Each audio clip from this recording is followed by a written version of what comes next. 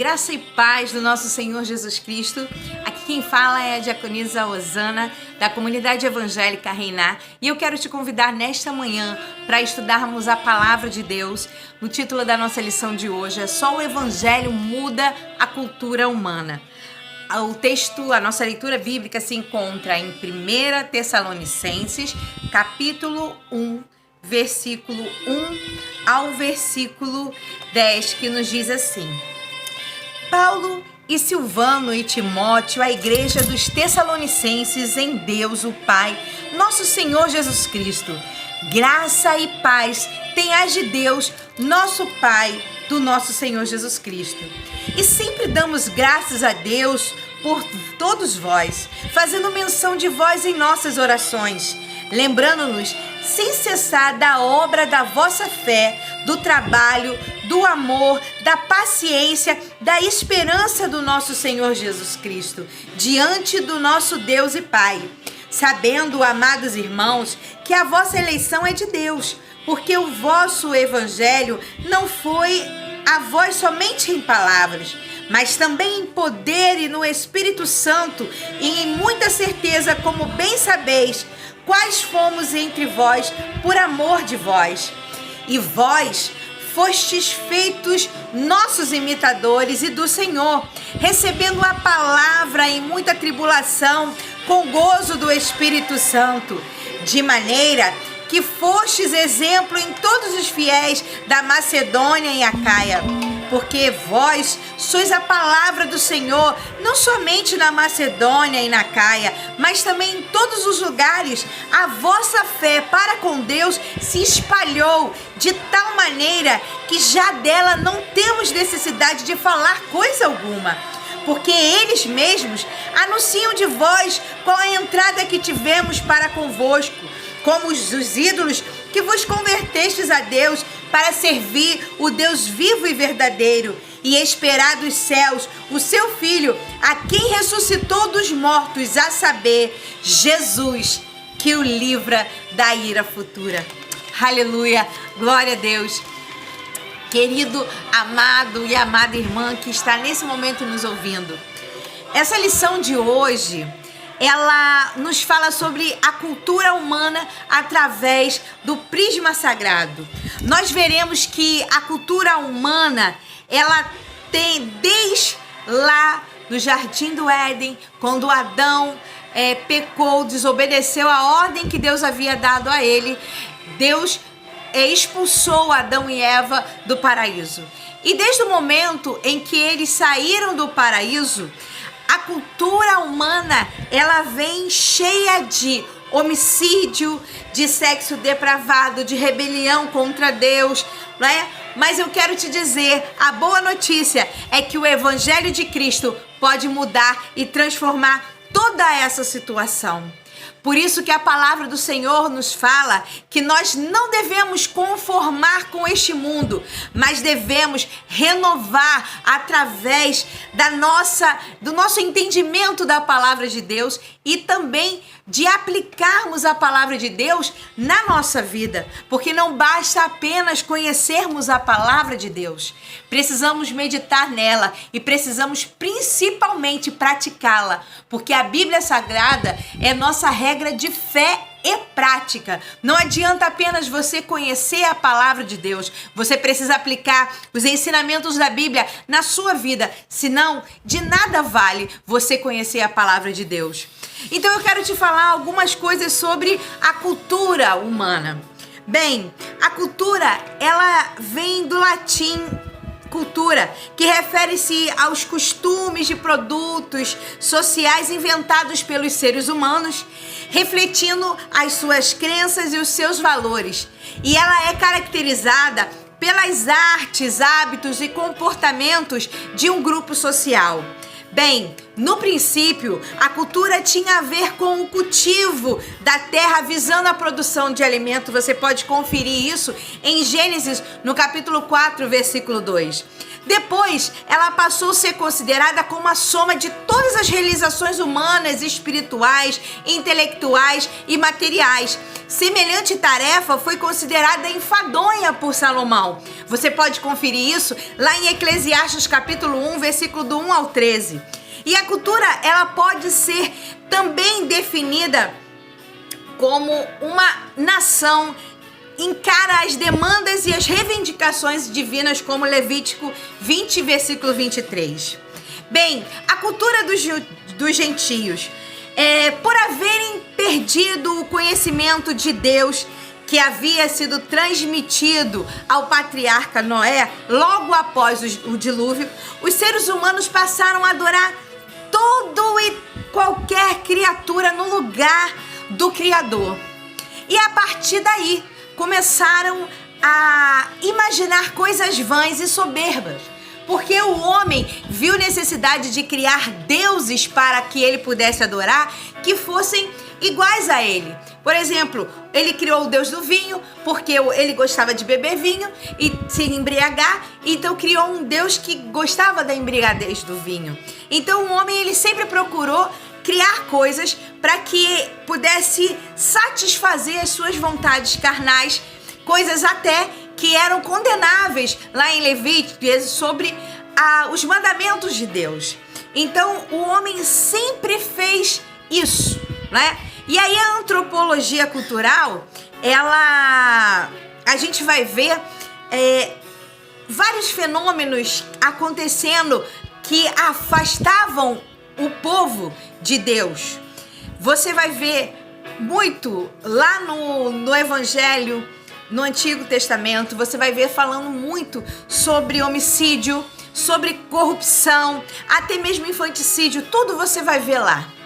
Bem, e a visão do povo de Deus nessa situação? A Bíblia Sagrada, ela nos informa, nos afirma e reafirma que a palavra de Deus, ela é a nossa espada de dois gumes que penetra até a divisão da alma e do espírito. E tudo o que nós precisamos fazer na nossa vida, devemos lembrar que tudo que fazemos tem que ser para a glória de Deus, para que o nome dele seja glorificado na nossa vida. E nós precisamos afastarmos das coisas que nos levam para longe da presença do nosso Deus, da comunhão do nosso Deus. Por isso que o apóstolo Paulo deixou registrado na primeira carta de Coríntios, no capítulo 10, versículo 31, dizendo assim: portanto, quer comais, quer bebais, fazeis tudo para a glória de Deus. Isso é importantíssimo, amados. Bem, a cultura original, a terra e todos do mundo não passam de servos de Deus.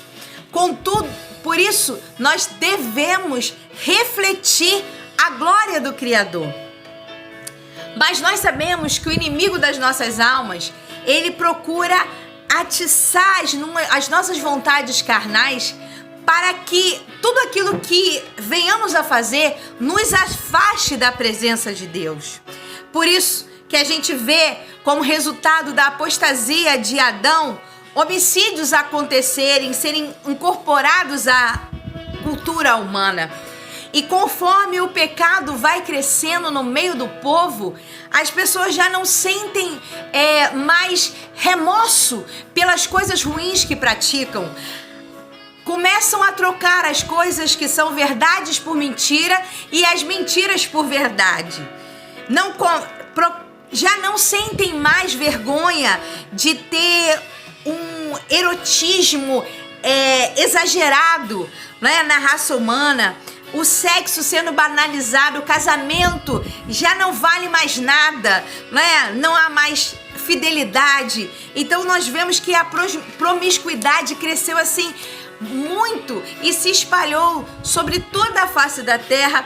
Desde que houve lá o dilúvio, né? O povo vem cometendo os mesmos erros até que venha se cumprir tudo aquilo que está escrito em Apocalipse após a igreja ser arrebatada daqui da terra.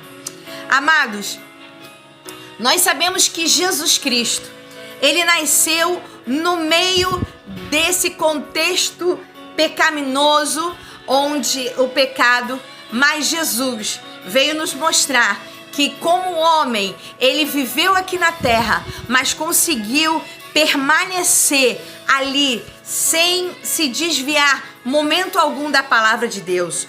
Como homem, ele sentiu as mesmas paixões, sentiu os mesmos desejos, sentiu as mesmas dores, mas ele resistiu a tudo. E através da sua mensagem, através do seu comportamento aqui na terra, nos mostrou que assim como ele venceu o mundo, nós podemos vencer também as vontades carnais. E nós precisamos ter em mente que a verdade do Evangelho, ela transforma a vida de qualquer pessoa que se achega, ouve essa mensagem, recebe no seu coração e guarda. Porque, amados, nós vamos ver o que aconteceu, por exemplo, na terceira viagem missionária do apóstolo Paulo. Nós vemos lá em Atos, no capítulo 19, que várias pessoas, ao ouvirem a palavra de Deus, o poder da mensagem do Evangelho, largaram as suas artes mágicas que praticavam e queimaram os livros de magia em público. Por quê? Porque o poder do Evangelho, ele é transformador. É impossível que você tenha contato com essa palavra poderosa e que esse Evangelho não transforme a sua vida, se você deixar o Evangelho de Cristo entrar no seu coração. E nós vemos que o apóstolo Paulo, através das suas viagens missionárias, levou esse Evangelho a preciosas almas que estavam aprisionadas pelo inimigo, em um meio de um contexto cultural totalmente pervertido, doentio, várias práticas terríveis. Ele comenta em suas cartas que aconteciam, mas essas pessoas, quando tiveram contato com o Evangelho de Cristo, puderam ter ali as suas vidas transformadas, queridos. E pessoas que antes eram escravizadas por Satanás, agora estavam podendo ser chamadas de santos em Jesus Cristo. Você pode conferir isso na primeira carta aos Coríntios, no capítulo 1, versículo 1 e 2. Então, querido, nós vamos ver que o apóstolo Paulo, ele sempre usou a palavra de Deus como estratégia para ganhar, e ele sempre ficou atento nas coisas que aconteciam à sua volta na cultura para evangelizar o povo. A gente pode ver nas Sagradas Escrituras a estratégia que ele usou lá no Areópago, quando ele chegou e viu vários altares a vários deuses. Ele percebeu que no meio daqueles altares havia um altar levantado ao Deus desconhecido. E ele aproveitou esse ponto na cultura grega para que pudesse ali anunciar o Evangelho de Cristo. Por isso, amados, nós precisamos estar atentos às partes da cultura em que podemos falar do amor de Deus. E lembrando sempre, amados, que a nossa vida tem que ser um exemplo para transformar outras vidas. Não adianta você saber tudo da palavra de Deus se você não pratica os preceitos do Senhor. Se na sua vida não há verdadeiramente o amor de Deus. Se na sua vida não há verdadeiramente a prática de um cristão real, verdadeiro. A prática de um salvo e lavado em Cristo Jesus.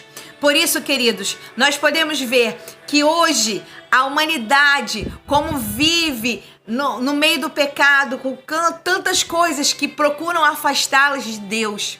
Mas, amados, a nossa obrigação como cristãos é orar pelos nossos vizinhos, pelos nossos amigos, pelos nossos inimigos que ainda não conhecem ao Senhor Jesus, para que eles possam ser tocados pela verdade do Evangelho.